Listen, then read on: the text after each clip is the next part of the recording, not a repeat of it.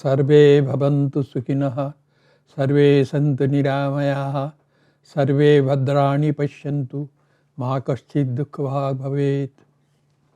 May all be happy, may no one suffer from illness, may all see only goodness everywhere, may no one suffer. May that be peace, peace and unending peace on earth by God's grace. Good evening, friends. The subject of my talk this evening is Swami Vivekananda, my hero.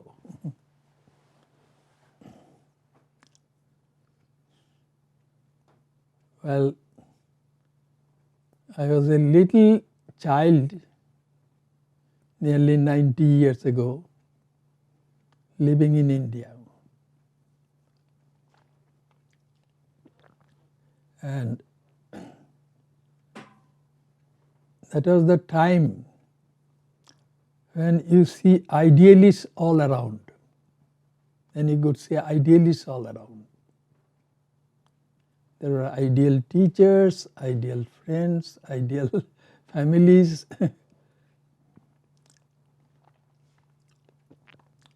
reason was that the entire country, which was being ruled by the British, and the British had ruled India for nearly 200 years, that the people had been becoming tired of British rule.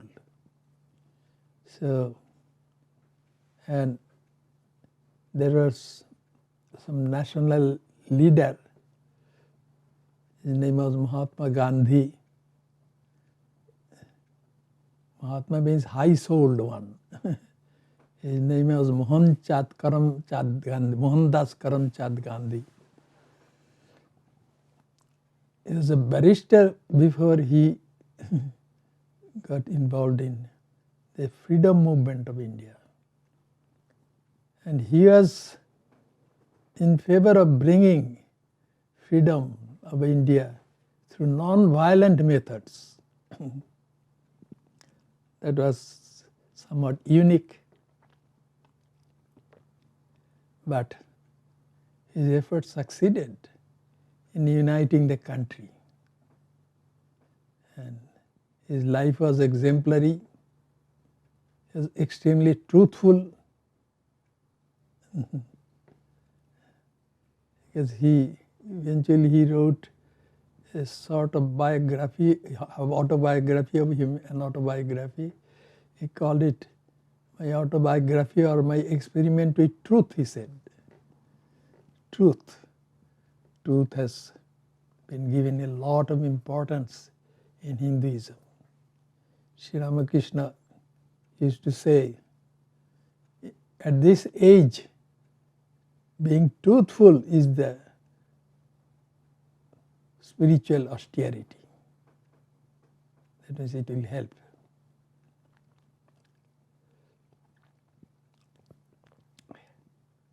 And I used to see Swami Vivekananda's picture on one of the walls of our house, and I thought that he was very handsome. He was a very handsome person. That's what I thought.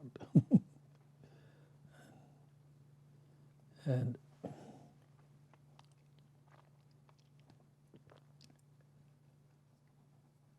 I didn't know at that time that he was a saint or anything. But I thought he was the most handsome person whom I had seen. And I liked him as a child.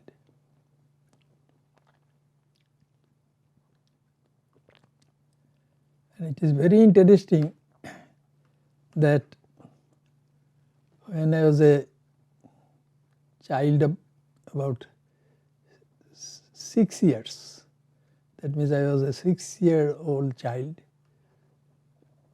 then I had a dream. In that dream I saw that Swami Vivekananda had come to our home with 1 or 2 other persons. And then in my dream I saw that he was leaving our home, having been in our home for a short while.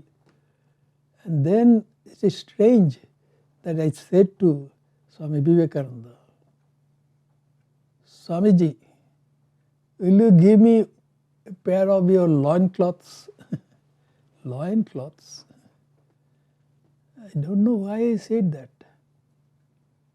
And later on when I grew up, I wondered, how come I asked for a pair of loincloths? Because loincloths are not used by all people in India, but monks have to use loincloths. It is called kopina. And why did I ask for that? And at that young age, I didn't know. But now it looks like I might have been a monk in my previous incarnation or something. That made me say that. And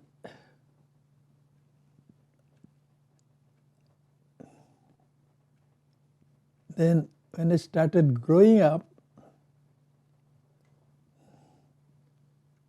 and at the time came when India became free. After gaining freedom, I saw some change. Some people who were not idealists, they came to the forefront and their lives were not that great. But so at that time, some bad people also came to the forefront. During the British period, they were kept subdued, I think, and they started doing some things which are not very moral and good. Nevertheless, when I studied at a very young age. I was educated at home, and I was admitted to the high school when I was 7 years old.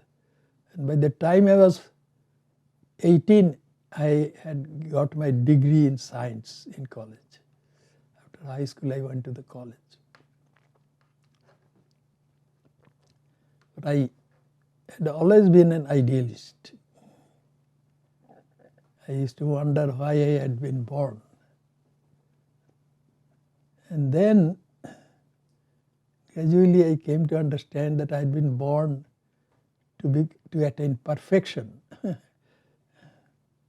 But the meaning of the word perfection I had to gradually learn from such saintly souls like Vivekananda and all.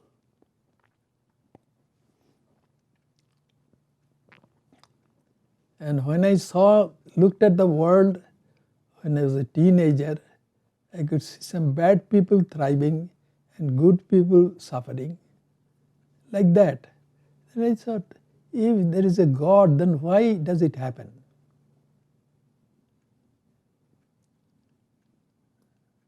So I started losing faith in God. In other words, I became an atheist. I said, if there be a God, God cannot be like this. So there is no God. And one day I happened to get a copy of a small book. The name of that book was Thoughts of Power. It contains some teachings of Swami Vivekananda. And on the first page, I read something. In the first page it was written, the old religion said that he was an atheist who did not believe in God. But the new religion says that he is an atheist who does not believe in himself. Then I thought, well, then I am not an atheist because I believe in myself. But the meaning of these words was much deeper. That means the meaning was that the self that I have within, that is divinity itself. that I came to learn slowly. And it was Swami Vivekananda who sort of, his teachings inspired me.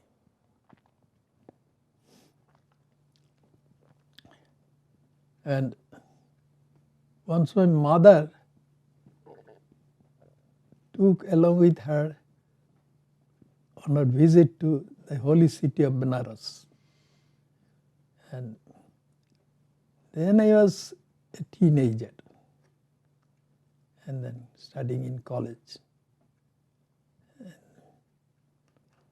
So my mother wanted to enter the temple of Lord Shiva and asked me, come with me. But I thought I should be honest because I didn't believe in God at that time. I was an atheist. So I said, no, I'll stand outside. So I stood outside. Then while my mother was inside the temple doing her worship or whatever, at that time standing outside and I saw a family of 3 or 4 people. And suddenly the young woman who was the wife of that person whose family it was fainted for some reason. Then they were very nervous and people were pouring water on the statue of Lord Shiva inside the temple, and that water was coming out through a pipe and getting collected in a place. So it was very close to me. So I went there, cupped up my hands and brought water from there and poured that on the lady's head. And the lady became conscious. Just after that my mother came out and they said, you didn't enter the temple. It was such a beautiful temple, such a spiritual atmosphere. That I didn't miss anything because at that time I was an atheist. And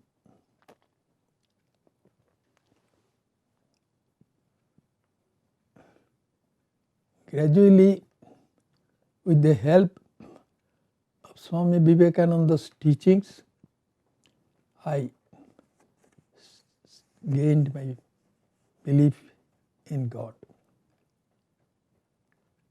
He said, each soul is potentially divine. The goal is to manifest this divine within by controlling nature, external and internal. Do this either by work or by worship of God or by psychic control or philosophy, by one or more or all of these, and be free. This is the whole of religion, he said. That means he referred to the 4 permanent paths or yogas that are there in Hinduism, and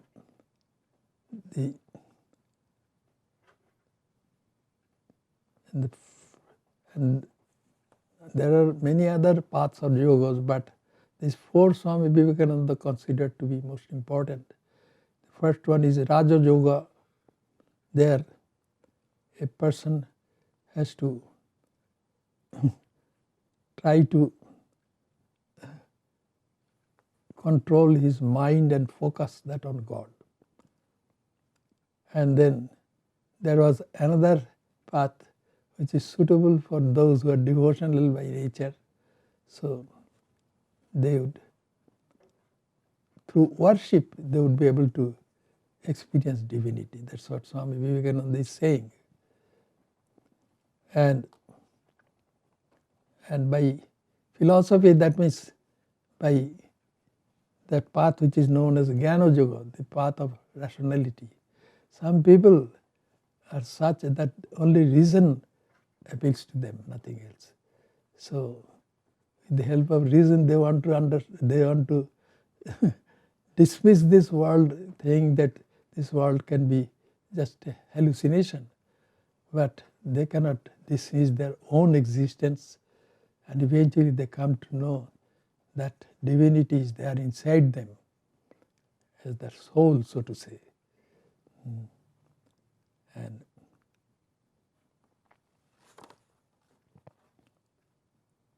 And also there are some people who are very active by nature, and they cannot stop working.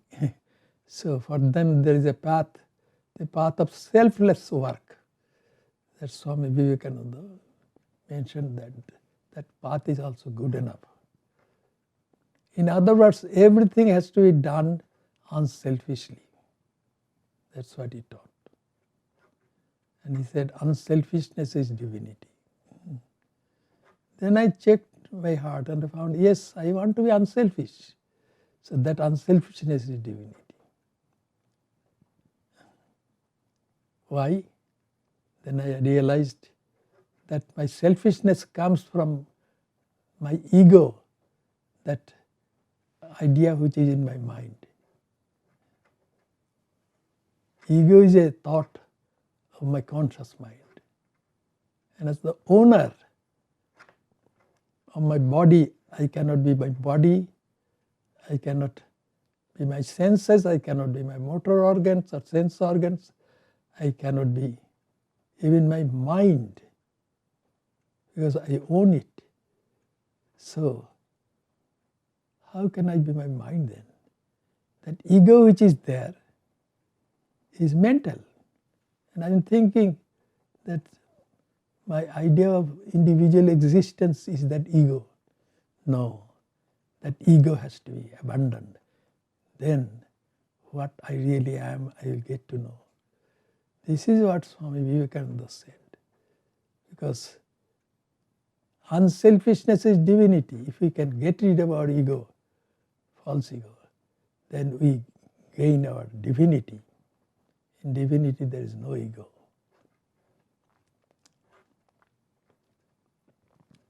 These ideas really dawned on me one by one.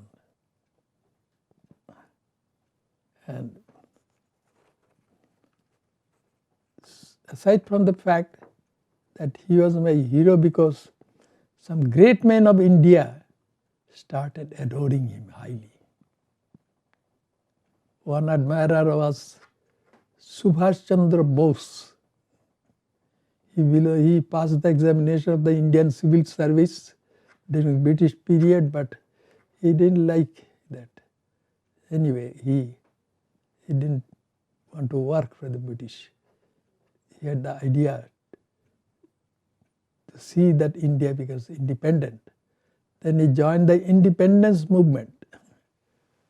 And he was not a believer in non-violent method of gaining independence. So the British came to know about it and put him in jail. But after a while he was released from the jail. Then he went to the German embassy, and through the German embassy he went to Germany. And from there, eventually, he came to Burma. And because Burma was in British occupation and the Japanese were trying to occupy Burma and make it free from British rule. So it is the Japanese who gave him support also. So Bose came and formed the Indian National Army that was in Singapore. And he had great love for India. That's why people started calling him Netaji, that means the leader. And the Indian National Army, along with the Japanese, regained Burma and came to the border of India. But due to lack of logistical support from the Japanese, they could not enter India and occupy India. And so those members of the Indian National Army, they were therefore imprisoned by the British. And Netaji Subhash Chandra Bose, he by an airplane he left. Before he could not be arrested, he was going to Japan. On the way there was an accident and the plane crashed and he died. So that is Netaji Subhash Chandra Bose. While he was a young man, he came to become a monk of the Ramakrishna Order. Swami Brahmananda was, that Ramakrishna Order was started by Swami Vivekananda. Yes. He started it, and due to his wonderful oratory and all, he charmed the American people. He had attended the Parliament of Religions and turned out to be the best orator there in that parliament. Then he was hired by some lecture bureau and he went to many cities and lectured there. And then he was able to get some money, and with that money when he went back to India, he started the Ramakrishna Order. He called it Ramakrishna Mission, Ramakrishna Mat. And he founded the Ramakrishna Mission. What was the purpose? To serve people as God. That's what he said. That means it was due to the teaching of Sri Ramakrishna also. Sri Ramakrishna, the guru of Swami Vivekananda, told him to serve humanity, looking upon humanity as the Lord Shiva.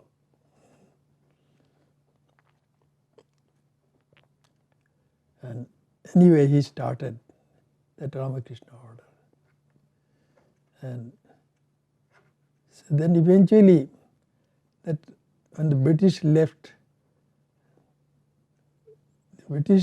due to this non-violent movement of Gandhi. It was unprecedented in history. First, then when India became free, the Ramakrishna Mission was able to start many branches all over India.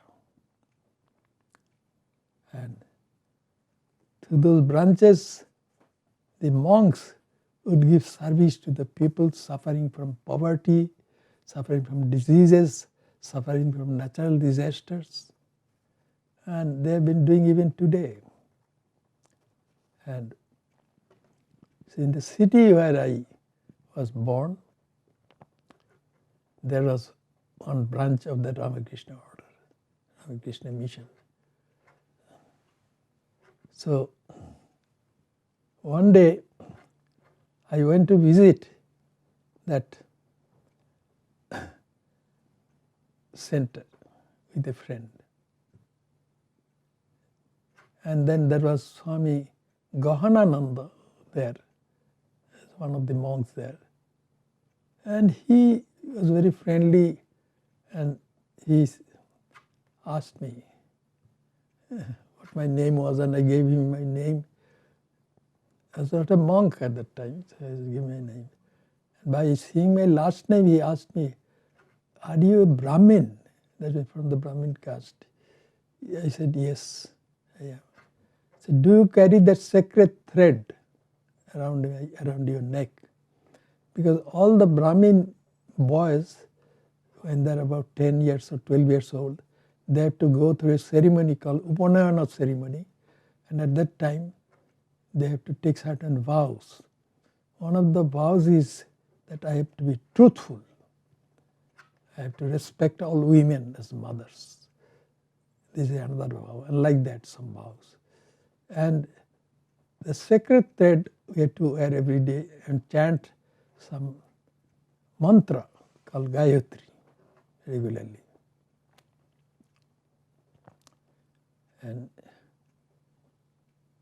But at the time when I visited the Ramakrishna Mission center in the city where I grew up, called Shillong, Then Swami Bhaskarananda, when he heard that I was a Brahmin boy, then he said, "Do you carry your sacred thread around your neck?" I said, "No." He said, "Why not?" He said, "I am now a government auditor, and willy-nilly I sometimes have to say some white lies, and that's why I have thrown away that sacred thread, because I am not acting like a true Brahmin." Then he said, "But it would be good if you would have it around your neck. It would remind you that you have to be truthful." So, and I thought what he had said was made perfect sense, and from then onward I started wearing the sacred thread around my neck. Until eventually I joined the order and became a monk and had my sannyasa ceremony.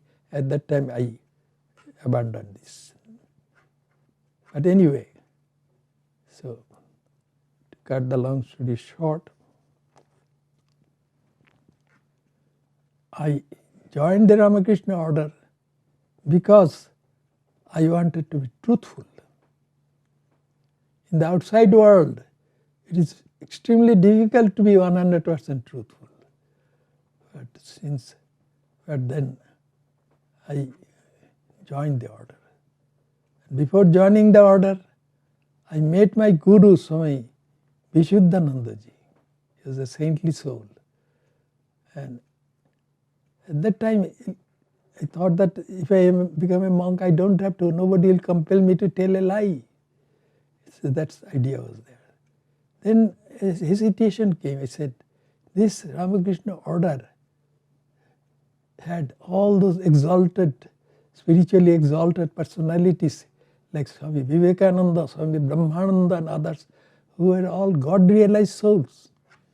And I didn't know at the time that my guru was also a God-realized soul. So I said to my guru, I have a wish to join the Ramakrishna Order, but I think I may not be fit to be in that order. All those monks of exalted spirituality, they were there. And am I fit to be in that glorious order? Then he encouraged me and he said, yes, you will be able to succeed. Join the order. And his encouragement made me join the order. And since I joined the order, I have not had to tell a single lie. Yes, that benefit I had. And then also I learned, having been in the order started by Swami Vivekananda, I learned that our life is to give service to humanity, looking upon humanity as divinity. That's what I've been trying to do all these years. And since I joined the monastic order, I knew that it was the order, is a holy order started by Swami Vivekananda.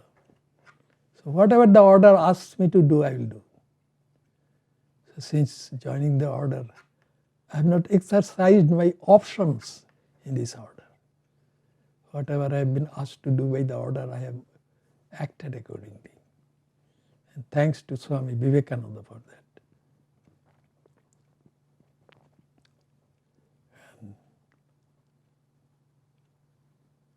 And Swami Vivekananda was a wonderful person. And I talked about Subhash Chandra Bose, who was a great admirer of Swami Vivekananda. But another important person who was the first Nobel Prize winner in literature in Asia, and he was in India. His name was Rabindranath Tagore. And he was born in a reformist Hindu organization called the Brahma Samaj. His father was a leader of that group once, Rabindranath Tagore. And then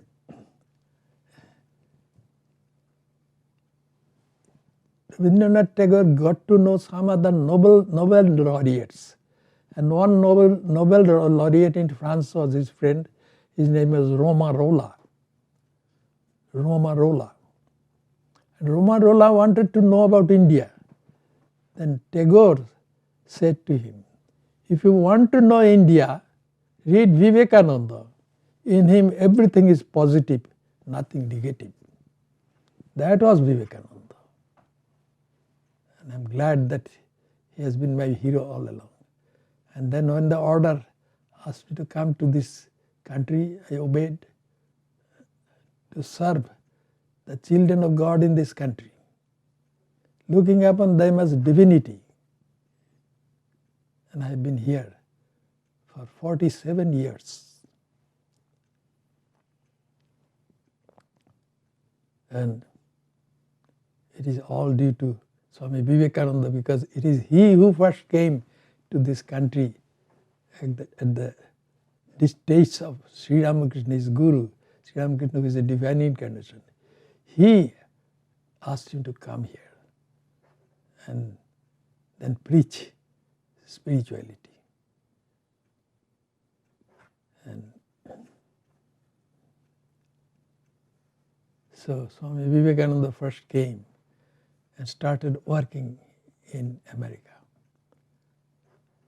And these Vedanta centers were started at that time.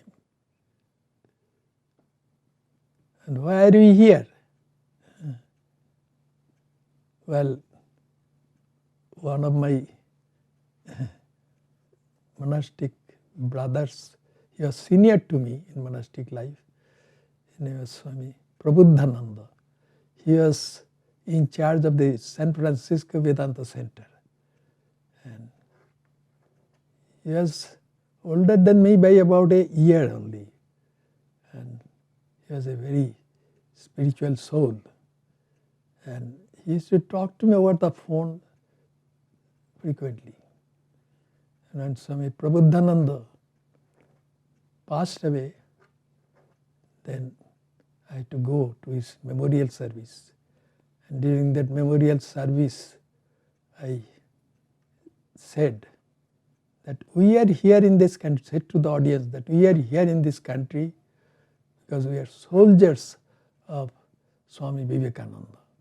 Swami Vivekananda was our commander-in-chief, and we are foot soldiers. We have come here to give our life serving the children of God in this country. Yes, he is our commander-in-chief. That's what I said, and I believe that. It is he who is my hero, who has been my hero. Sri Ramakrishna is my spiritual ideal.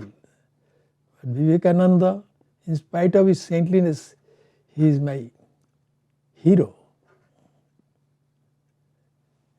about how to lead my life. I am so thankful to him for that.